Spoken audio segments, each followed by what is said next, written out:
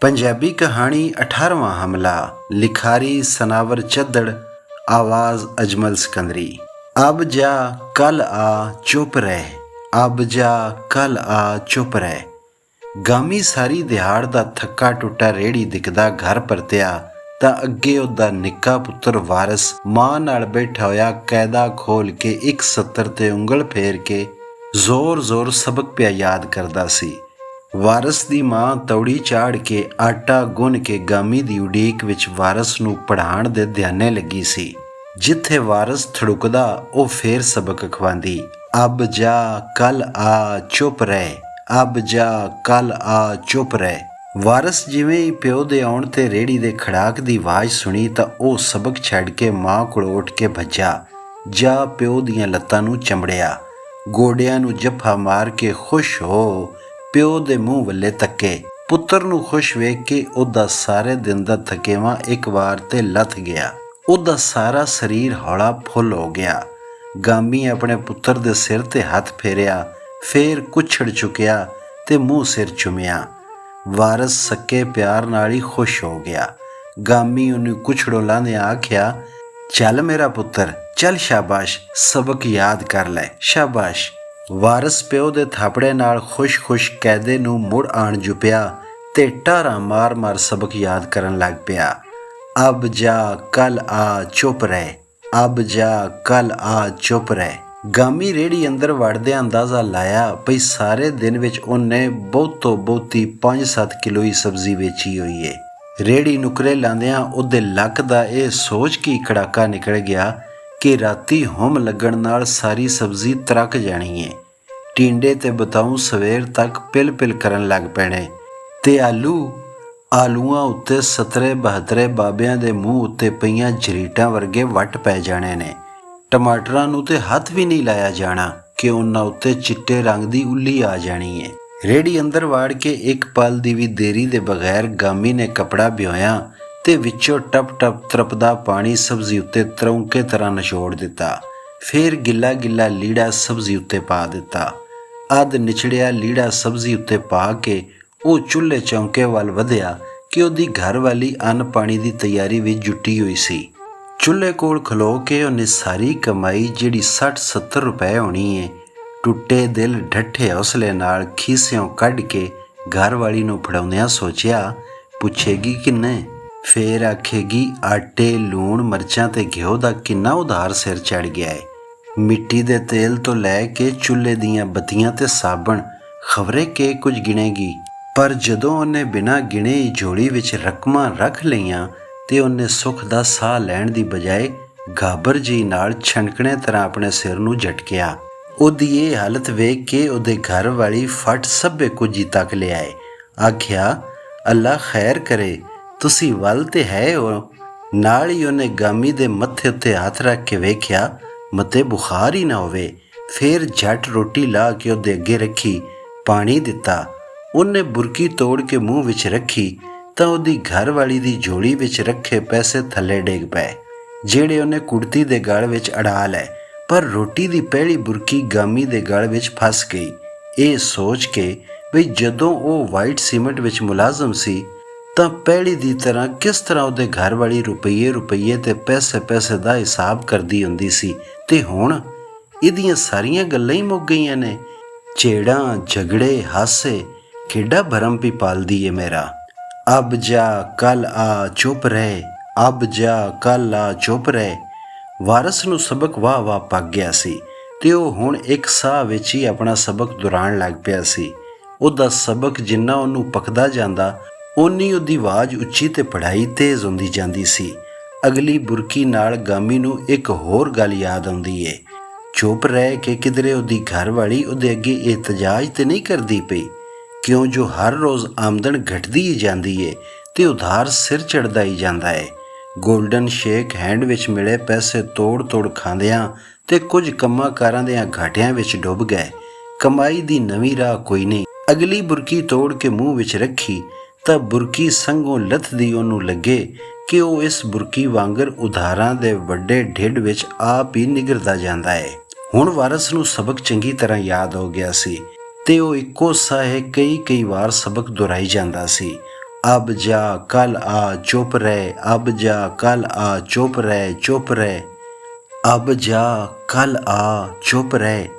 ਵੱਡੀ ਤੇ ਕੌੜੀ ਸਚਾਈ ਦਾ ਰੂਪ ਧਾਰ ਕੇ ਭੰਡੀ ਪਾ ਖਲੋਤਾ। ਅਬ ਜਾ ਕੱਲ ਆ ਚੁੱਪ ਰਹਿ।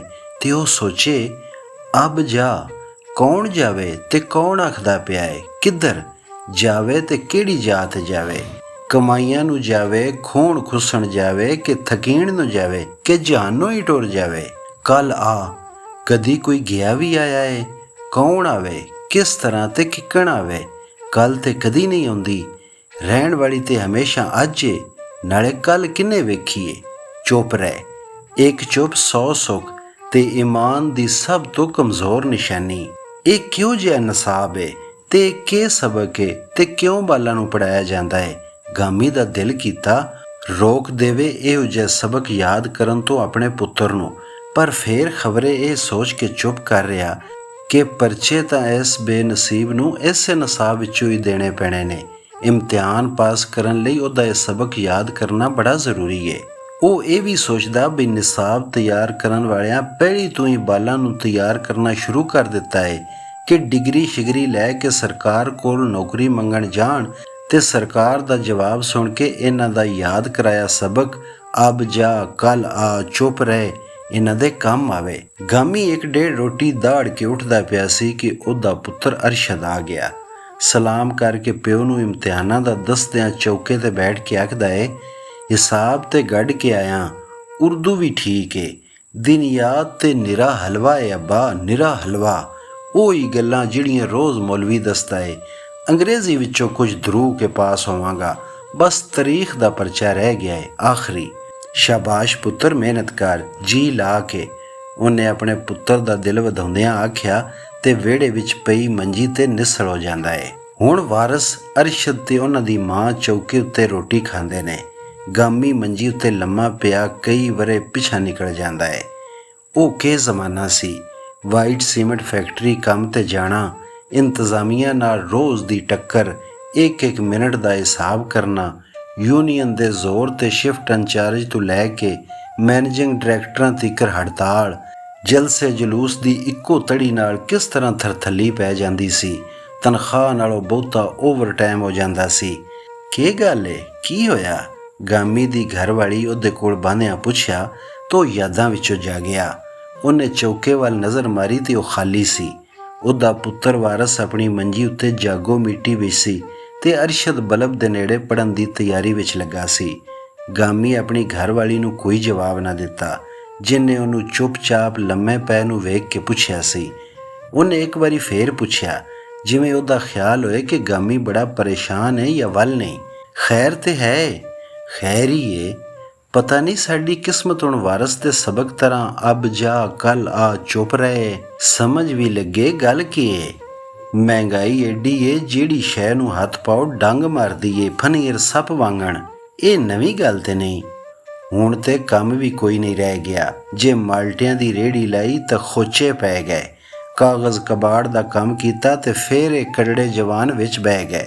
ਸੋਚਿਆ ਰਕਸ਼ਾ ਚਲਾ ਲਵਾਂ, ਪਰ ਸੋਚ ਕੇ ਸਬਜ਼ੀ ਦੀ ਰੇਹੜੀ ਲਾਈ ਤਾਂ ਇਹਦੀ ਹੁਣ ਸੁਣ ਲੈ। 2-2 ਕਿਲੋ ਟਮਾਟਰ, 4-4 ਕਿਲੋ ਗੰਢੇ ਰੇਹੜੀਆਂ ਉੱਤੇ ਰੱਖ ਕੇ ਭੱਜ ਉੱਠਦੇ ਨੇ। ਇਹਨਾਂ ਨੂੰ ਆਵਾਜ਼ ਲਾਣੀ ਆਉਂਦੀ ਏ ਨਾ ਸਾਡੀ ਬੋਲੀ, ਫੇਰ ਵੀ ਉਹਨਾਂ ਦਾ ਮਾਲ ਵਿਕ ਜਾਂਦਾ ਏ ਧੜਾ ਧੜ। ਤੁਸੀਂ ਵੀ ਇਸੇ ਤਰ੍ਹਾਂ ਕਰ ਲਿਆ ਕਰੋ, ਘਰਵਾਲੀ ਨੇ ਮੱਤ ਦਿੱਤੀ। ਮਸਲਾ ਇਹ ਨਹੀਂ, ਮਸਲਾ ਇਹ ਵੇ ਕਿ ਜਿਹੜਾ ਕਿੰਨੂ ਮਾਲਟਾ ਅਸੀਂ ਚੌਂ ਦਾ ਵੇਚਨੇ ਆ, ਇਹ ਤਿੰਨਾਂ ਦਾ ਵੇਚਦੇ ਨੇ। ਤੁਸੀਂ ਵੀ ਏਡੀ ਅੱਗ ਲਾਈ ਹੋਈ ਏ, ਤੁਸੀਂ ਕਿਉਂ ਨਹੀਂ ਤਿੰਨਾਂ ਦਾ ਵੇਚਦੇ? ਅਸੀਂ ਤਿੰਨਾਂ ਦਾ ਛੱਡ ਕੇ 2.5 ਦਾ ਵੇਚ ਸਕਦੇ ਹਾਂ ਜੇ ਤੂੰ ਰੋਟੀ ਮੰਗ ਕੇ ਲੈ ਆਵੇਂ ਕਰੇ। ਤੇਰੇ ਬਾਲ ਜੁੱਤੀਆਂ ਪਾਲਿਸ਼ ਕਰਕੇ ਕਮਾਈਆਂ ਕਰ ਲਿਆਣ। ਤੁਸੀਂ ਤੇ ਗੁੱਸਾ ਹੀ ਕਰ ਗਏ ਹੋ। ਗੁੱਸਾ ਨਹੀਂ, ਗੱਲ ਇਹ ਬਈ ਨਾ ਇਹਨਾਂ ਬਾਲਾਂ ਦੀ ਕੋਈ ਪੜ੍ਹਾਈ ਦੀ ਫੀਸ, ਬਸਤਾ ਨਾ ਕਿਤਾਬਾਂ, ਬਿਜਲੀ ਦਾ ਬਿੱਲ ਨਾ ਪਾਣੀ ਦਾ, ਰਾਸ਼ਨ ਸਰਕਾਰੀ ਤੇ ਠਾਰ ਦਾ ਵੀ ਸੁਣ। ਇਹ ਗੱਤੇ ਦੇ ਡੱਬਿਆਂ ਤੇ ਟੈਂਟਾਂ ਵਿੱਚ ਸੌਂ ਜਾਂਦੇ ਨੇ। ਇਹਨਾਂ ਨੂੰ ਮਕਾਨ ਦਾ ਕਿਰਾਇਆ ਵੀ ਨਹੀਂ ਦੇਣਾ ਪੈਂਦਾ। ਵਿਚਾਰੇ ਪਰਦੇਸੀ ਕੇ ਜਫਰ ਜਲਦੇ ਨੇ। ਜਫਰ ਕੇ ਜਲਣਾ ਨੇ ਇਹ ਆਪਣੀਆਂ ਕੀਤੀਆਂ ਨੂੰ ਫੜੇ ਨੇ। ਇਹਨਾਂ ਜੋ ਜਹਾਦ ਕੀਤਾ ਰੂਸੀਆਂ ਨਾਲ, ਰੂਸੀ ਤਾਂ ਮਰ ਗਏ ਤੇ ਰੂਸ ਵੀ ਮੁੱਦਤਾਂ ਦਾ ਟੁੱਟ ਖੱਪ ਗਿਆ। ਹੁਣ ਇਹ ਜਾਣ ਆਪਣੇ ਘਰੀਂ। ਇਹ ਵੱਡੇ ਗਾਜ਼ੀ ਤਾਂ ਇੱਥੋਂ ਦੇ ਮੰਗਤਾਂ ਨੂੰ ਵੀ ਲਈ ਖੜੇ ਨੇ। ਦਾਤਾ ਸਾਹਿਬ ਦੀਆਂ ਬਰੂਹਾਂ ਵਿੱਚ ਬੈਠੇ 1-1 ਰੁਪਈਆ ਮੰਗਦੇ ਨੇ। ਵੇਖੇ ਨਾ, ਸਾਡਾ ਕੋਈ ਬੰਦਾ ਲੁਹਾਰਾ ਤਿਰਖਾਣਾ ਕੰਮ ਕਰ ਬੈ ਤਾਂ ਉਹ ਲੁਹਾਰ, ਤਿਰਖਾਣ, ਮੋਚੀ, ਨਾਈ ਖਬਰੇ ਕੇ ਕੁਝ ਬਣ ਜਾਂਦਾ ਏ। ਇਹ ਦੁਨੀਆ ਜਹਾਨ ਦੇ ਗੰਦੇ ਤੋਂ ਗੰਦਾ ਕੰਮ ਕਰਕੇ ਵੀ ਖਾਨ ਸਾਹਿਬ ਨੇ। ਅੱਬਾ ਜੀ, ਅਰਸ਼ਦ ਬਲਬ ਲਾਗੇ ਆਵਾਜ਼ ਦੇ ਕੇ ਆਖਦਾ ਏ, ਮੇਰਾ ਸਵੇਰੇ ਪਰਚਾ ਏ। ਅੱਛਾ, ਅਸੀਂ ਚੁੱਪ ਕਰ ਜਾਂਦੇ ਹਾਂ ਭਾਈ, ਤੂੰ ਸਬਕ ਯਾਦ ਕਰ ਲੈ। अरशद सबक याद करता है। महमूद गजनवी ने इस खत्ते पर 17 हमले किए। उसको जब बुत ना तोड़ने के एवज खतीर रकम पेश की गई तो उसने कहा, महमूद बुत शिकन है, बुत फरोश नहीं। नाल ही गवांडियां दे टीवी तो आवाज आई, तालिबान ने हज़ारों बरस कदीम गौतम बुद्ध के मुजस्मे गिरा दिए। ते गामी सोचिया, महमूद ਦੇ ਆਪਣੇ ਦੇਸ਼ ਵਿੱਚ ਉਹਦੇ ਤੋਂ ਵੀ ਸਦੀਆਂ ਪਹਿਲਾਂ ਦੇ ਬੁੱਤ ਤਾਲਿਬਾਨ ਨੂੰ ਤੋੜਨੇ ਪਏ।